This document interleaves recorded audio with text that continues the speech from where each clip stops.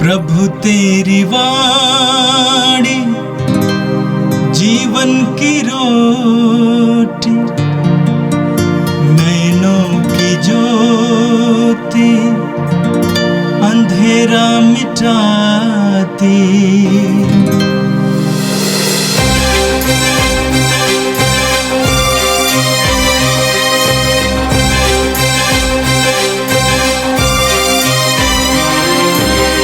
प्रभु तेरी वाणी जीवन की रोटी, नैनों की ज्योति अंधेरा मिटाती। प्रभु तेरी वाणी जीवन की रोटी, नैनों की ज्योति अंधेरा मिटाती। वाणी वाणी वाणी वाणी वाणी पवित्र है, शाश्वत है, जीवन का मन्ना है। 20 मई मंगलवार। पहला पाठ प्रेरित चरित अध्याय 14 वचन संख्याएं 19 से 28 तक। कुछ यहूदियों ने अंताकिया तथा इकोनिया से आकर लोगों को अपने पक्ष में कर लिया।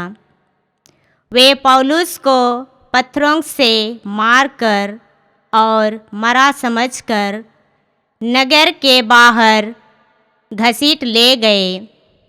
किंतु जब शिष्य पौलुस के चारों ओर एकत्र हो गए तो वह उठ खड़ा हुआ और नगर लौट आया। दूसरे दिन वह बरनबास के साथ देरबे चल दिया। उन्होंने उस नगर में सुसमाचार का प्रचार किया और बहुत से शिष्य बना लिए। इनके बाद वे लिस्त्रा और इकोनिया होकर अंताकिया लौटे। वे शिष्यों को ढाढ़स देते थे और यह कहते हुए विश्वास में दृढ़ रहने के लिए प्रोत्साहित करते थे कि बहुत से कष्ट सहकर हमें ईश्वर के राज्य में प्रवेश करना है। उन्होंने हर एक कलीसिया में पुरोहितों को नियुक्त किया और प्रार्थना तथा उपवास करने के बाद उन लोगों को प्रभु के हाथों सौंप दिया जिसमें वे लोग विश्वास कर चुके थे। वे फिसिदिया पार कर पंफिलिया पहुँचे और पेरजे में सुसमाचार का प्रचार करने के बाद अतालिया आए। वहाँ से वे नाव पार कर अंताकिया चल दिए, जहाँ से वे चले गए थे और जहाँ लोगों ने उस कार्य के लिए जिसे उन्होंने अब तक पूरा किया था ईश्वर की कृपा मांगी थी। वहाँ पहुंचकर और कलीसिया की सभा बुलाकर वे बातें करने लगे थे कि ईश्वर ने उनके द्वारा क्या क्या किया और कैसे गैर यहूदियों के लिए विश्वास का द्वार खोल दिया। वे बहुत समय तक वहाँ शिष्यों के साथ रहे। यह प्रभु की वाणी है। संत यूहन्ना के अनुसार पवित्र सुसमाचार अध्याय 14 वाक्य संख्या 27 से लेकर 31 तक। मैं तुम्हारे लिए शांति छोड़ जाता हूँ, अपनी शांति तुम्हें प्रदान करता हूँ। वह संसार की शांति जैसी नहीं है। तुम्हारा जी घबराए नहीं, भीरू मत बनो। तुमने मुझको यह कहते सुना, मैं जा रहा हूँ और फिर तुम्हारे पास आऊंगा।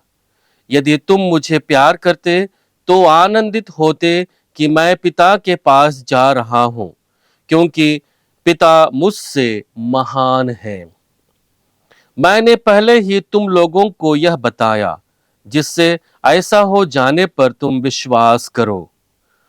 अब मैं तुम लोगों से अधिक बातें नहीं करूंगा, क्योंकि इस संसार का नायक आ रहा है, वह मेरा कुछ नहीं बिगाड़ सकता। किंतु यह आवश्यक है कि संसार जान जाए कि मैं पिता को प्यार करता हूं और पिता ने मुझे जैसा आदेश दिया है मैं वैसा ही करता हूं। उठो, हम यहां से चले। यह प्रभु का पवित्र सुसमाचार है। ख्रिस्त प्रभु की जय। यीशु में मेरे प्रिय भाई और बहनों, हम प्रेरित चरित्र से लगातार ख्रिस्तीय बुलाहट पर मनन चिंतन कर रहे हैं। प्रभु यीशु के आदेश के अनुसार सारे प्रेरित लोग नगर नगर और शहर शहर में प्रभु के सुसमाचार की घोषणा करते हैं। बहुत सारे लोगों ने उस सुसमाचार को विश्वास के माध्यम से स्वीकार किया और उनमें नए जीवन की शुरुआत हुई। वहीं दूसरी ओर बहुत सारे लोगों ने इस सुसमाचार का विरोध किया और उस विरोध में शिष्यों को बहुत सारे कष्टों का सामना करना पड़ा। और उन्हीं कष्टों में से एक दुखदाई घटना के बारे में आज के पहले पाठ में हम पढ़ते हैं। यदि आज के पहले पाठ को हम गौर से देखेंगे तो हमें दो महत्वपूर्ण बिंदुएं मनन चिंतन के लिए प्राप्त होती हैं। पहली बात है ख्रिस्तीय बुलाहट की परिस्थिति।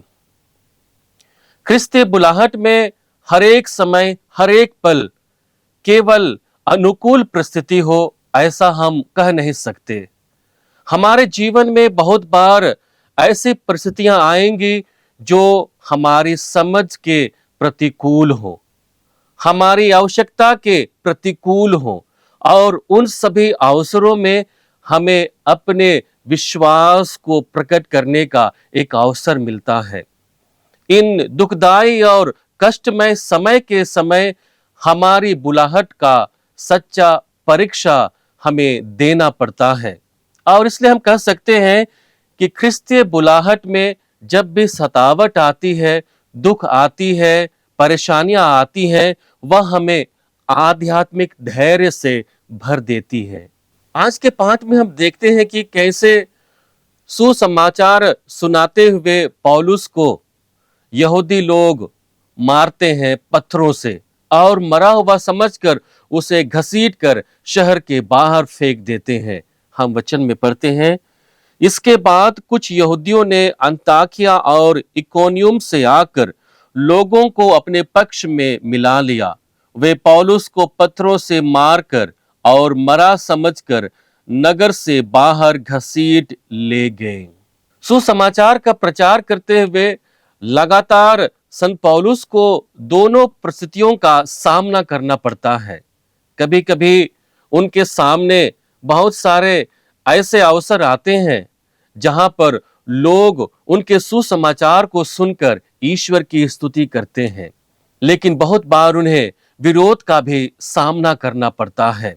और इन सभी अवसरों में हम देखते हैं कि कैसे प्रेरित लोग आते हैं और एक दूसरे का सहयोग करते हैं। हम वचन में पढ़ते हैं, किंतु जब शिष्य पौलुस के चारों ओर एकत्र हो गए तो वह उठ खड़ा हुआ और नगर लौट आया। इस कथन का तात्पर्य यह है कि उनके दुख में शिष्य लोग सहभागी होते हैं और अपनी प्रार्थना के द्वारा उनके बीच पौलुस चंगाई को प्राप्त करता है। जो भी लोग विश्वास को लेकर के आगे बढ़ते हैं और चुनौतियों का सामना करते हुए बड़े धैर्य के साथ अपने विश्वास की परीक्षा देते हैं, संभवतः उनके जीवन में भी ऐसे ही अवसर मिलते हैं जहां पर उन्हें चंगाई मिलती है। चंगाई न केवल शारीरिक रूप से बल्कि आध्यात्मिक रूप से मिलती है। वे आध्यात्मिक जीवन में और अधिक सबल बनते जाते हैं। प्रभु यीशु भी ख्रिस्तीय बुलाहट को लेकर के अपनी बातों को रखते हैं। हम लूकस के सुसमाचार अध्याय 9 वाक्य संख्या 62 में पढ़ते हैं, जहां पर वचन कहता है, हल का मूठ पकड़ने के बाद जो मुड़कर पीछे देखता है वह ईश्वर के राज्य के योग्य नहीं। एक बार यदि हमने प्रभु को हां कहा है तो हम पुनः विचार करने के लिए पीछे मुड़कर नहीं देख सकते हैं। हमारे पुराने स्वभाव या प्रवृत्ति पूर्ण जीवन को हम जी नहीं सकते हैं। जिस नएपन को हम पाए हैं उसको बरकरार बनाए रखने के लिए सारे समस्याओं और चुनौतियों का हमें सामना करना पड़ता है। कुरिन्थियों के नाम संत पौलुस के दूसरे पत्र अध्याय 4 वाक्य संख्या 7 और उसके आगे में पढ़ते हैं, जहां पर संत पौलुस अपने विश्वास और अपनी बुलाहट का साक्ष्य लोगों के सामने रखता है। यहां पर हम देखते हैं कि संत पौलुस कहता है कि उसका विश्वास और उसकी बुलाहट एक अमूल्य निधि के रूप में उसे एक घड़े के बर्तन में दिया गया है, जो बहुत ही कमजोर है। वह कभी भी टूट सकता है, लेकिन इसके द्वारा ईश्वर का सामर्थ्य उसके सामने रखा जाता है। हम वचन में पढ़ते हैं, यह अमूल्य निधि हम में मिट्टी के पात्रों में रखी रहती है, जिससे यह स्पष्ट हो जाए कि यह अलौकिक सामर्थ्य हमारा अपना नहीं बल्कि ईश्वर का है।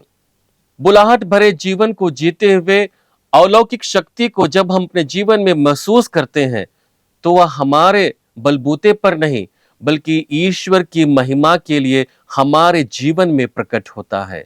आगे संत पौलुस कहते हैं, हम कष्टों से घिरे रहते हैं परंतु कभी हार नहीं मानते, हम परेशान होते हैं परंतु कभी निराश नहीं होते, हम पर अत्याचार किया जाता है परंतु हम अपने को परित्यक्त नहीं पाते, हमको पछाड़ दिया जाता है परंतु हम नष्ट नहीं होते, हम हर समय अपने शरीर में ईसा के दुख भोग तथा मृत्यु का अनुभव करते हैं, जिससे ईसा का जीवन भी हमारे शरीर में प्रत्यक्ष हो जाए।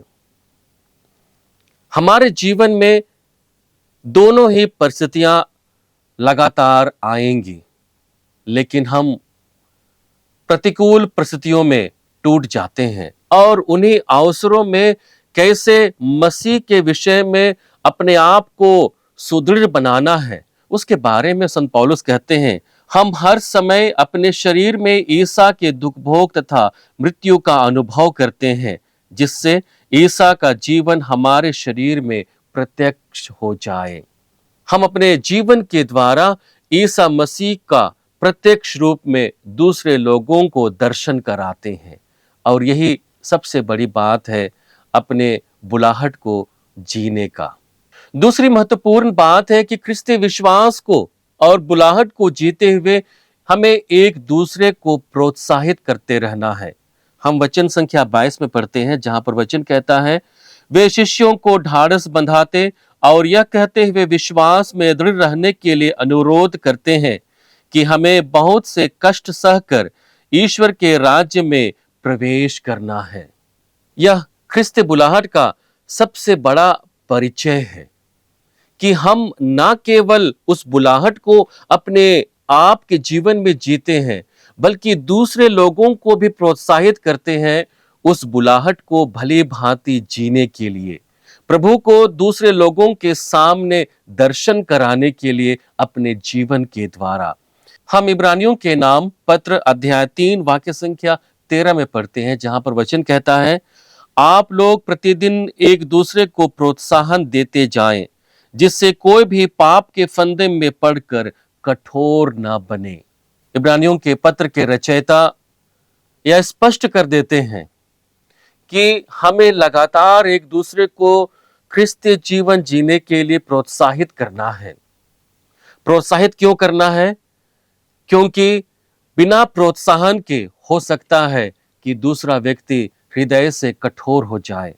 हृदय की कठोरता ईश्वर और ईसा मसीह से विमुख होने की बात को प्रकट करती है और इसलिए हमें चाहिए कि अपने ख्रिस्तीय बुलाहट को जीते हुए हम एक दूसरे का सहयोग करें इस बुलाहट पूर्ण जीवन को जीने के लिए। यीशु में मेरे प्रिय भाई और बहनों, आज का सुसमाचार यूहन्ना रचित सुसमाचार से लिया गया है, जहां पर यीशु अपने शिष्यों को दो महत्वपूर्ण बातों पर संदेश देते हैं। पहली बात है शांति और दूसरी बात है आज्ञा पालन, और इन दोनों के लिए विश्वास को केंद्र बिंदु बनाते हैं और इसके साथ ही प्रभु हम लोगों को भी विशेष रूप से प्रभु की शांति और आज्ञा पालन पर मनन चिंतन करने के लिए एक अवसर देता है। पहली बात है, यीशु की शांति संसार से भिन्न और सच्ची है। हम वचन में पढ़ते हैं, मैं तुम्हारे लिए शांति छोड़ जाता हूं, अपनी शांति तुम्हें प्रदान करता हूं। वह संसार की शांति जैसी नहीं है। तुम्हारा जी घबराए नहीं, भीरू मत बनो। यह स्पष्ट हो जाता है कि यीशु ख्रिस्त की शांति बाहरी आवरण या बाहरी अवस्था से प्रभावित नहीं होती है, बल्कि हमारे हृदय की भावना से प्रभावित होती है। हमारे हृदय की भावना को और अधिक जागृत करती है, और इसलिए हमारी शांति हमारे जीवन में स्थित आत्मा और हमारे हृदय में रहने वाले ईश्वर का प्रतिफल है। हम प्रेरित चरित अध्याय 16 वाक्य संख्या 25 में पढ़ते हैं, जहां पर पौलुस और सिलास बंदीगृह में पड़े हुए प्रार्थना करते हैं। एक ऐसी परिस्थिति को हमारे सामने संत पौलुस रखते हैं जहां पर उन्हें घोर कष्ट को सहना पड़ता है। उन्हें बुरी तरह से मारा पीटा जाता है, उसका विरोध किया जाता है और उसे बंदीगृह में डाल दिया जाता है। अंधेरे में पौलुस और सिलास प्रभु की स्तुति करते हैं, और उसी के समय हम देखते हैं कि प्रभु की महिमा उनके बीच प्रकट होती है। और इसलिए हम कह सकते हैं कि प्रभु की शांति बाहरी आवरण पर प्रभावित नहीं होती है, बल्कि हृदय में जागृत ईश्वर के प्रेम से प्रभावित होती है। और वही प्रेम को, वही अनुभव को हम संत पौलुस के जीवन में देखते हैं, सिलस के जीवन में देखते हैं। हम प्रेरित चरित अध्याय 6 वाक्य संख्या 15 में पढ़ते हैं, जहां पर स्तेफनुस जब अपनी बातों को रखता है महासभा के सामने, तब उसका मुखमंडल एक देवदूत की भांति चमकने लगता है, और जिसे लोग देखते हैं और उसका अनुभव करते हैं।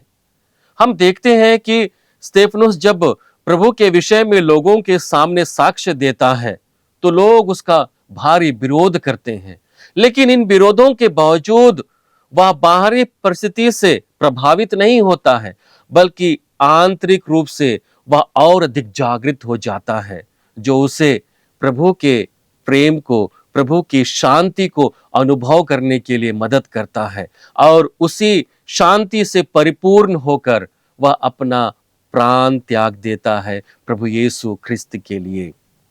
दूसरी महत्वपूर्ण बात है कि यीशु की आज्ञाकारिता हमारे लिए एक आदर्श है।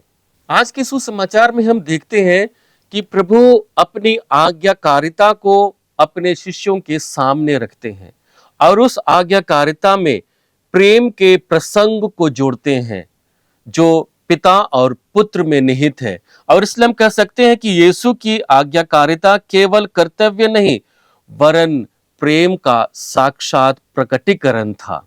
हम वचन संख्या 31 में पढ़ते हैं, जहां पर वचन कहता है, किंतु यह आवश्यक है कि संसार जान जाए कि मैं पिता को प्यार करता हूं, और पिता ने मुझे जैसा आदेश दिया है मैं वैसा ही करता हूं।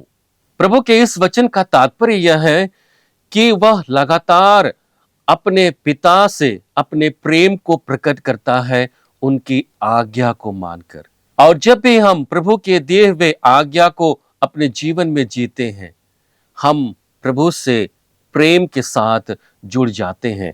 हम फिलिपियों के नाम संत पौलुस के पत्र अध्याय 2 वाक्य संख्या 8 में पढ़ते हैं, जहां पर वचन कहता है, उन्होंने मनुष्य का रूप धारण करने के बाद मरण तक, हाँ क्रूस मरण तक आज्ञाकारी बनकर अपने को और दीनहीन बना लिया है। आज्ञाकारिता के द्वारा प्रभु यीशु अपने जीवन को पूरे मानव जाति के लिए समर्पित कर देता है। उन्हीं की आज्ञाकारिता के द्वारा हम ईश्वरीय मुक्ति विधान के भागी बनते हैं, और इसलिए हमारे ख्रिस्त बुलाहट में आज्ञाकारिता अपने प्रेम को प्रभु में प्रकट करने का एक अवसर देती है। हम साक्षात में लोगों के सामने ईश्वरीय प्रेम को प्रकट करते हैं। आइए, जब हम प्रभु के इन वचनों पर मनन चिंतन कर रहे हैं, क्रिस्ती बुलाहट पर गहन रूप से मनन चिंतन कर रहे हैं, हम प्रभु से प्रार्थना करें कि जीवन के हर एक परिस्थितियों में हम प्रभु के निकट बने रहें, प्रभु के सानिध्य में हम बने रहें, ताकि अपने जीवन के द्वारा हम प्रभु के प्रेम को महसूस कर सके। ना केवल हम अपने जीवन में महसूस करें, बल्कि दूसरे लोगों के जीवन में भी हम प्रभु के प्रेम को प्रकट करने में समर्थ हो जाएं। हे सर्वशक्तिमान पिता परमेश्वर, हम धन्यवाद देते हैं हमारे प्रभु यीशु ख्रिस्त के लिए, जिन्होंने हमें ख्रिस्त जीवन को जीने के लिए बुलाहट प्रदान किया है, हमें वह मार्ग दिखाया जिस मार्ग पर वह स्वयं चला, जिस प्रेम को उसने अपने जीवन में महसूस किया, उसी प्रेम को महसूस करने के लिए हमें भागी बनाता है। हे पिता, जैसे हम अपने ख्रिस्त विश्वास को जीते हुए वर्तमान के जीवन को जी रहे हैं, लगातार चुनौतियों का और विभिन्न संघर्षों का सामना कर रहे हैं, प्रभु हमें बल दे कि हम इन सभी विकट परिस्थितियों में भी तुझसे दूर ना भटके, पाप में स्वभाव में ना गिरे, बल्कि तुझ पर विश्वास रखते हुए हर दिन के चुनौतियों का सामना करने में समर्थ हो पाए। हमें पवित्र आत्मा की शक्ति दे, ताकि उनके संचालन के द्वारा हम तेरे प्रेम को अपने इस बुलाहट में महसूस कर सके और अपने भाई बहनों को भी महसूस कराने के योग्य बन जाएं। हम यह प्रार्थना करते हैं हमारे प्रभु ख्रिस्त के द्वारा, आमीन। प्रभु तेरी वाणी जीवन की रोटी, नैनों की ज्योति अंधेरा मिटाती, वाणी वाणी वाणी वाणी वाणी पवित्र है, शाश्वत है, जीवन का मन्ना है।